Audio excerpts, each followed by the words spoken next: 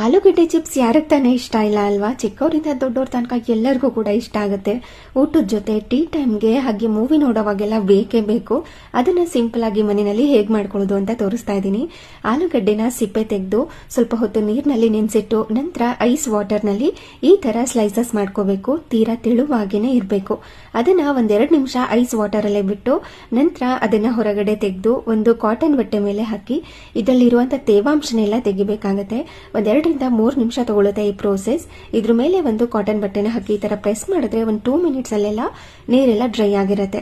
ನಂತರ ಕಾದಿರುವಂತಹ ಎಣ್ಣೆನಲ್ಲಿ ಹಾಕಿ ಇದನ್ನ ಕ್ರಿಸ್ಪಿಯಾಗಿ ಆಗೋ ತನಕ ಫ್ರೈ ಮಾಡ್ಕೋಬೇಕು. ಇದೇ ತರ ಒಂದೊಂದೇ ಆಲೂಗಡ್ಡೆನ ಸ್ಲೈಸಸ್ ಮಾಡಿ ಅದರಲ್ಲಿ ಇರುವಂತಹ ತೇವಾಂಶನೆಲ್ಲ ತೆಗೆದು ಕಾದಿರುವಂತಹ ಎಣ್ಣೆನಲ್ಲಿ ಹಾಕಿ ಕ್ರಿಸ್ಪಿಯಾಗಿ ಆಗೋ ತನಕ ಫ್ರೈ ಮಾಡ್ಕೊಂಡ್ರೆ ಆಲೂಗಡ್ಡೆ ಚಿಪ್ಸ್ ರೆಡಿ ಆಗಿರುತ್ತೆ. 1-2ರಿಂದ 3 ನಿಮಿಷ ತಗೋಬಹುದು ಇದು ಕ್ರಿಸ್ಪಿಯಾಗಿ ಆಗೋದಕ್ಕೆ ಅಷ್ಟೇ. ಬಿಸಿ ಇರುವಾಗ್ಲೇನೆ ಇದಕ್ಕೆ ಉಪ್ಪು ಖಾರ ಹಾಕಿ ಮಿಕ್ಸ್ ಮಾಡ್ಕೊಂಡ್ರೆ ಸಕ್ಕ ಟೇಸ್ಟಿ ಆಗಿರುವಂತಹ ಪೊಟ್ಯಾಟೊ ಚಿಪ್ಸ್ ಮನೆಯಲ್ಲೇನೆ ರೆಡಿ.